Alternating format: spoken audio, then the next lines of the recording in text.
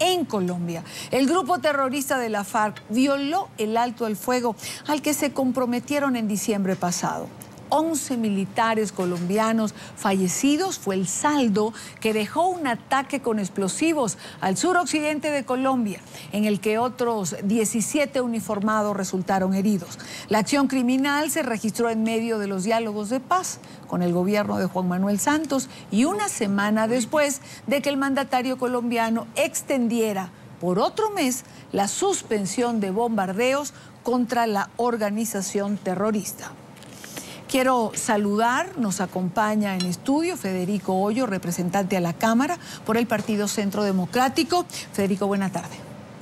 Y Dania, muy buenas tardes, muchas gracias por esta invitación. Y antes de iniciar, todas las condolencias con el Ejército Nacional de Colombia, las Fuerzas Armadas de Colombia y muy especialmente con las familias de los militares cruelmente asesinados y cobardemente asesinados en el Cauca en medio de un proceso de paz que de paz no tiene nada. Yo, antes de seguir con la entrevista con el representante de la Cámara, me gustaría hacernos la pregunta, ¿cómo ocurrieron los hechos?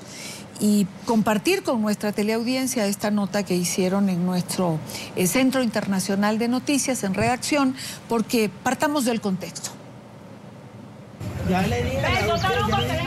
Este es el momento en que los primeros soldados heridos son trasladados a un centro médico en el corregimiento de Timba, suroccidente de Colombia. Las imágenes fueron registradas en primicia por nuestra cadena aliada Noticias RCN. Fueron víctimas de un ataque del grupo terrorista de las FARC. El gobernador del departamento del Cauca, donde ocurrieron los hechos en la noche del martes, confirmó que 10 militares fueron asesinados.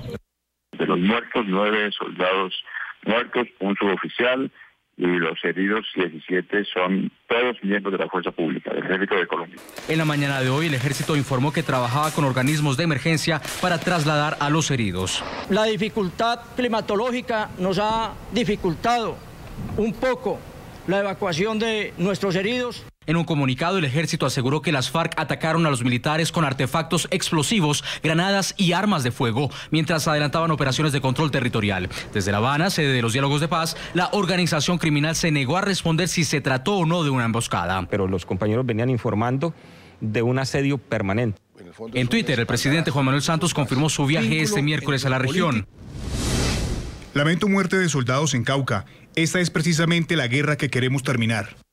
Su más acérrimo contradictor, el senador y expresidente Álvaro Uribe, le respondió. Pero además de facilitar el crimen, lo legaliza. ¿Por qué lo legaliza?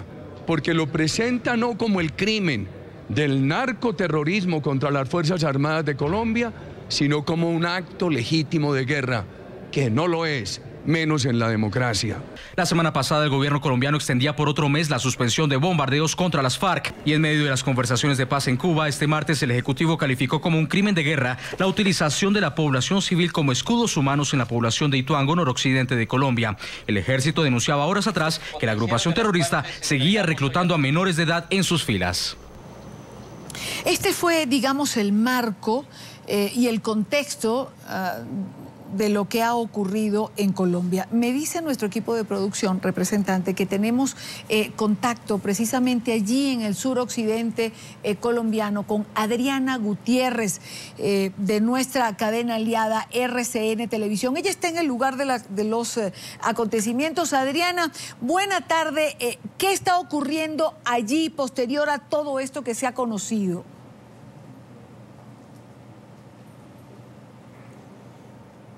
Adriana Gutiérrez, periodista de nuestra cadena aliada RCN Televisión, está allí en el lugar donde ha ocurrido la noticia. Muy buenas tardes, pues nosotros estamos en este momento aquí en el Polideportivo de la Vereda La Esperanza, en zona rural, en el norte del departamento del Cauca, esto es suroccidente de Colombia. Llegamos al punto exacto donde se registró el ataque contra los militares de la Brigada Móvil número 17. Miren, en estas condiciones quedó este polideportivo. operativo. Bajo este techo se estaban resguardando anoche hacia las 11:30 los militares que estaban en esta zona realizando operativos de control de seguridad. Todavía en el techo se ve la dimensión de la onda explosiva con las ráfagas y la metralla que dañó parte de la estructura. También en el suelo ya se ven algunos rastros de la comida y de los elementos que portaban los soldados, porque según nos han informado el ejército, en esta zona venían más o menos unos 8 días los militares llevando a cabo esos controles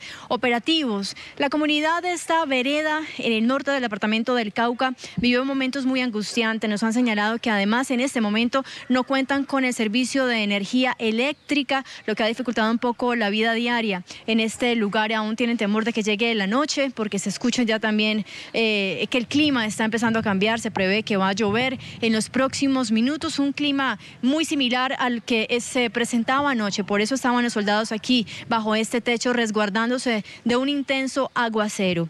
El comandante de la tercera división del ejército señaló a través de un comunicado que murieron en este lugar 11 militares, 19 más resultaron heridos, varios de ellos de gravedad se encuentran en la clínica Valle del Lili, en el sur de la ciudad de Cali, aquí en el suroccidente de Colombia, donde son atendidos a esta hora. Ya los familiares están empezando a conocer datos de sus seres queridos y saber cuál es su estado de salud.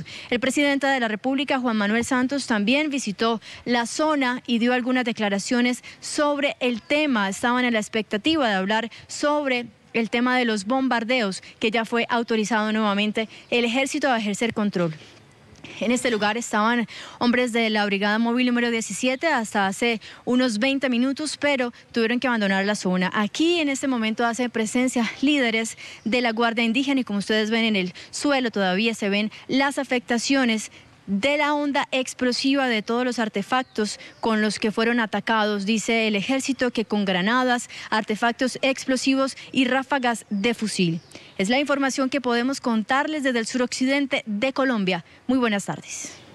Quiero agradecer a Adriana Gutiérrez por este completo reporte que nos ha brindado desde allí, desde el sitio de los acontecimientos. Volvemos con el representante Federico Hoyos que nos acompaña. ¿Hay paz o no hay paz? Es lo que se pregunta mucha gente después de haber recibido esta información. ¿Por qué en medio de unas conversaciones? ¿Por qué además cuando el presidente Santos había anunciado el cese de los bombardeos en contra del grupo terrorista de la FARC ocurre algo como esto? Primer punto, Dania. Queda comprobado que la decisión de haber suspendido los bombardeos contra los terroristas de las FARC fue una decisión equivocada. Se les ha abierto espacio de maniobra, se les ha abierto espacio táctico para que ataquen de la manera como lo hicieron esta mañana nuestros militares. Segundo, inaceptables las declaraciones del presidente de la República, diciendo que simplemente está la guerra que queremos acabar. Entonces nos vamos a ir con ese argumento eternamente que porque esta es la guerra que queremos acabar, entonces todo vale durante lo que vaya pasando en este conflicto y todo vale de lo que vaya pasando durante esta negociación de paz. Esa no debe ser la reacción del primer mandatario. La única reacción de los colombianos, y yo acabo de llegar del Congreso, me vine volado para estar aquí con usted. Todos los partidos políticos hemos rechazado vehementemente este cobarde ataque de las FARC. Cobarde ataque que sea en medio de una negociación de paz, pero que además hay que decirlo con toda claridad, es un crimen de lesa humanidad. Crimen de lesa humanidad porque aunque este gobierno haya reconocido el conflicto armado interno que le da legitimidad a las FARC para que ataquen y para que se hablen ya de crímenes de actos de guerra, lo hicieron en estado de indefensión de nuestros militares, con las tropas a discreción, dormidos, acostados en la madrugada cuando no estaban en ninguna situación de combate. Absolutamente lamentable.